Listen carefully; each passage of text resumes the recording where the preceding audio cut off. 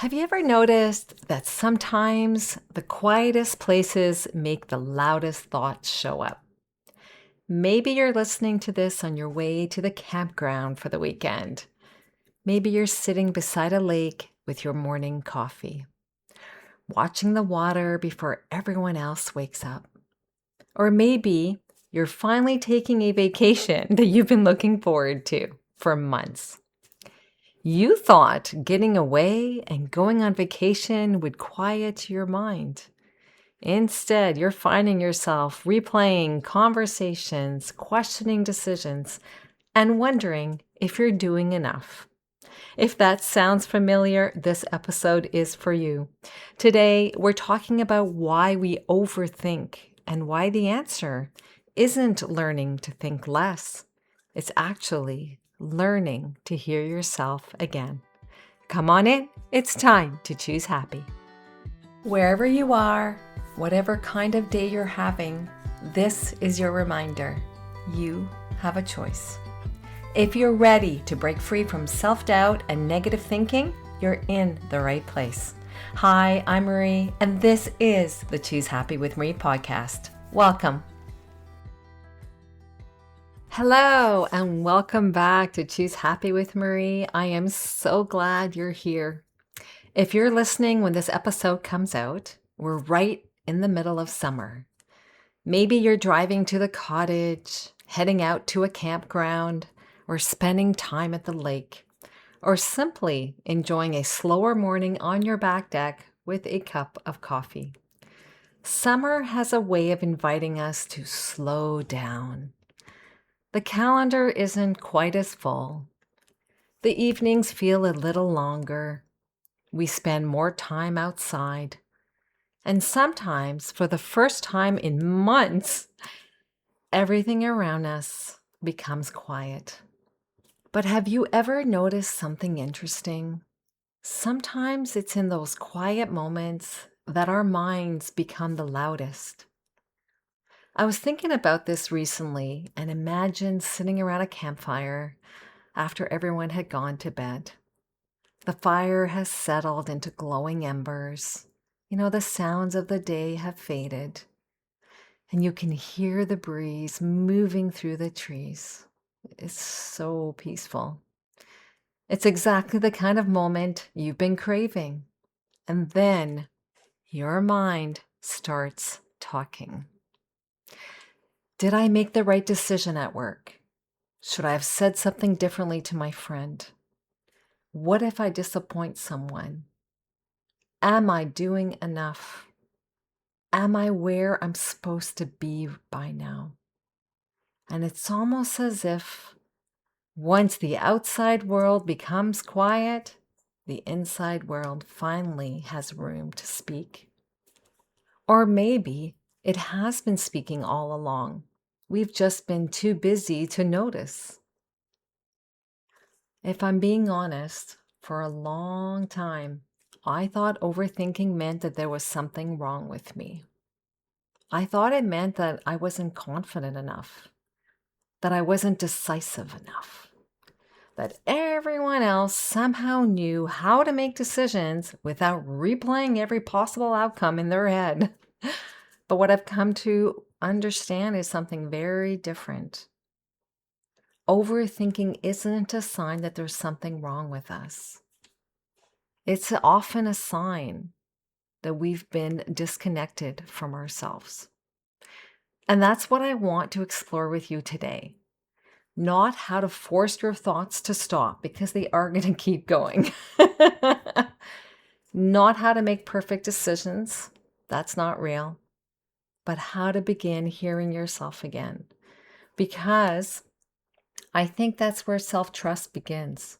And that's where overthinking can end. I want to tell you something that I hope will feel like a little bit of relief. I don't think you're bad at making decisions. I don't think you're incapable of trusting yourself. And I definitely don't think you're overthinking because you're weak or because there's something wrong with you. I think you've been trying to make good decisions for a very long time. You've been trying to be thoughtful. responsible, kind. You've wanted to make choices that wouldn't hurt anyone, choices that you wouldn't regret, choices that would keep the people you love happy and the life you've worked so hard to build on track. Of course, you think things through. I do too. That's not the problem. Well, I don't think it is. I think the problem is that somewhere along the way, thinking became the only place that you looked for answers. You stopped checking in with yourself. And it wasn't because you wanted to, but because little by little, you learned that your own voice wasn't always the safest one to trust. Maybe someone questioned your decisions often enough that you started questioning them too. Maybe you learned to look for approval before taking a step. Maybe you became so good at noticing everyone else's needs that your own quietly slipped into the background. And this doesn't happen overnight. It's something that happens over years, one small moment at a time, until one day you find yourself standing in the grocery store aisle, wondering which pasta sauce to buy. And somehow that simple decision feels bigger than it should be. Or maybe you're sitting around the campfire with the people you love, smiling and laughing together. But a part of your mind is replaying something you said 3 days ago. You wonder if you offended anyone, if they misunderstood you, if you should send a text, when you get home. It's exhausting. Not because the decisions are so difficult, but because your mind has learned that every decision deserves another round of thinking, and maybe another one after that. I know that feeling, and maybe you do too. So why do we overthink in the first place? For a long time, I thought it was because I lacked confidence. And I read the books out there to help with, how to increase your self-confidence. I thought if I could just become more decisive, my husband would tell me, can you just make a decision? I'd stop replaying every possibility in my mind. But what I've come to understand is that our brains are simply doing what they're designed to do. Our brains are designed to keep us safe. Your brain doesn't love uncertainty. It wants to know what's coming. It wants to avoid mistakes. It wants to protect you from disappointment, rejection, conflict, embarrassment, or regret. So when you're faced with a decision, your brain gets busy. It starts asking questions such as, what if this is the wrong choice? What if there's a better option? What if someone is upset with me? What if I regret this later? And the more uncertain something feels, the harder your brain works. It believes that if it can just think about it just a little longer, it'll eventually arrive at certainty. But here's the problem. Life rarely offers certainty. You don't see it in relationships, not even parenting, or career decisions. There is no certainty. Even choosing whether to say yes or no to an invitation doesn't even come with guarantees. Anything can happen. So our minds keep searching for an answer that doesn't exist. And while all of that thinking is happening, something else gets pushed into the background. You know what that is? Our own inner knowing. I've been thinking about it in this way lately. Your brain is looking for certainty, so is mine. Your inner voice is looking for truth. And those aren't always the same thing. Your brain wants proof because it lets you move, right? Your inner voice quietly says, but this feels right. Or it says, this doesn't feel like me anymore. The challenge is that our inner voice doesn't usually shout. It doesn't argue necessarily. It doesn't give us a long list of pros and cons. It's actually often quiet, gentle, steady. And when our minds become filled with endless questions and what ifs, that quiet voice can become so difficult to hear. And it's not because it disappeared, but because there's so much noise around it. And that's why I don't believe overthinking is really a thinking problem. And I've been doing a lot of reflection on this, a lot of reading. I think it really is a listening problem, and not about listening to everyone else that's around you. I'm talking about listening to yourself. Before we finish today, I'd love to leave you with one small practice. Not because it's going to make you stop overthinking overnight. Overthinking is a habit, something that we've accumulated over many years. So we can't just snap our fingers and think it's just going to be gone. But I do want to give you a practice that you can start doing that can help. This week, I want you to find a quiet moment. You can have many quiet moments, but at least find one quiet moment. If you are on vacation, if you're at the campground, maybe you're sitting by the campfire or at the cottage after everyone has gone to bed.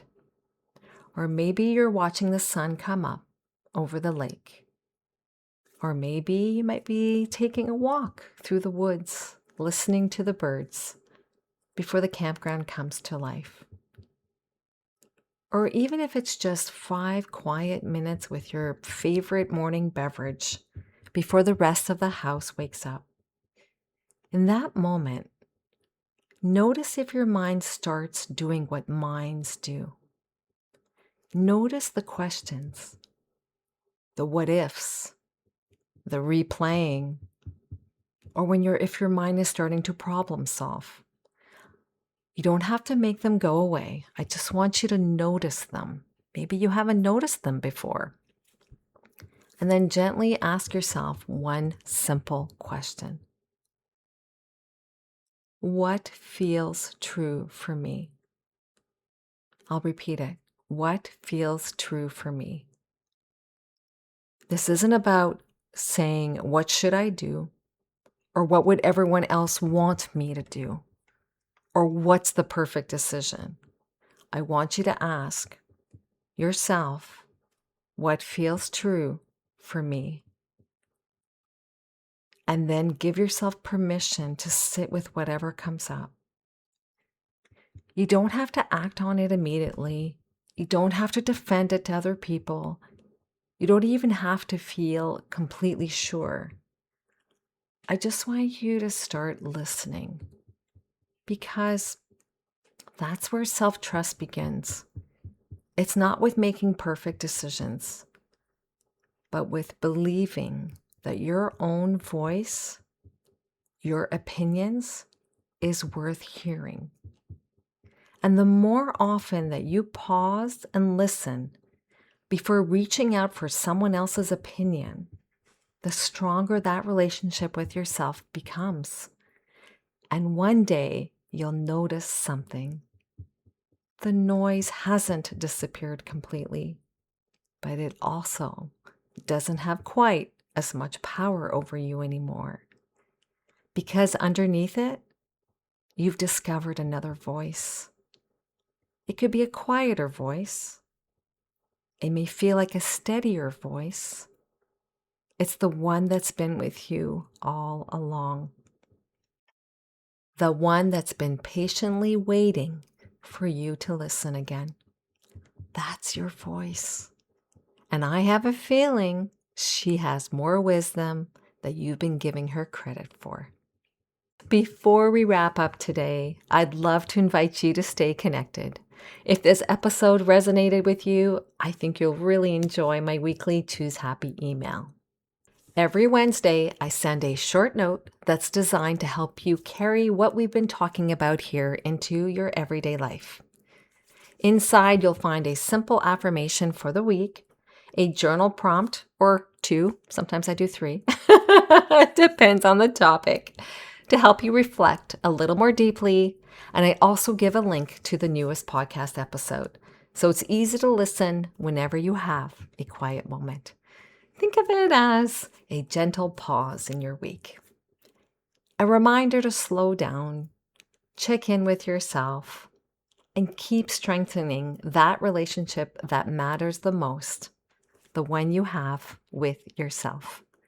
It's also where I'll occasionally share personal reflections and behind-the-scenes insights that I don't always talk about on the podcast.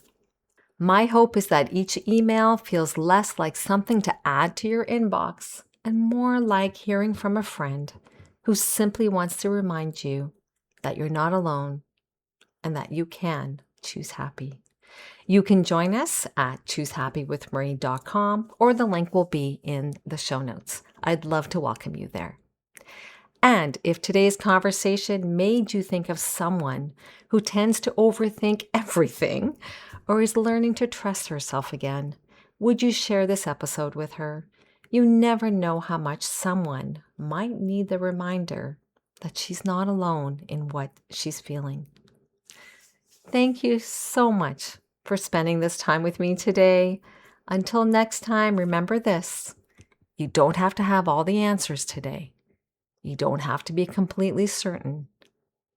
Sometimes the bravest thing that we can do is pause, take a breath, and ask ourselves, what feels true for me? Because choosing happy isn't about pretending everything is perfect. It is about choosing yourself. One honest moment, one quiet decision, one small act of self-trust at a time. I'll see you next week. Have a wonderful week. Cheers! Thanks for listening to Choose Happy with Marie. If today's episode spoke to you, I would love it if you could share it with a friend or leave a quick review for the show. It helps more women find this kind of support. Remember, you don't have to overhaul your life to start feeling better. You just have to choose happy right where you are, one choose happy choice at a time. I'll see you next time. Take care.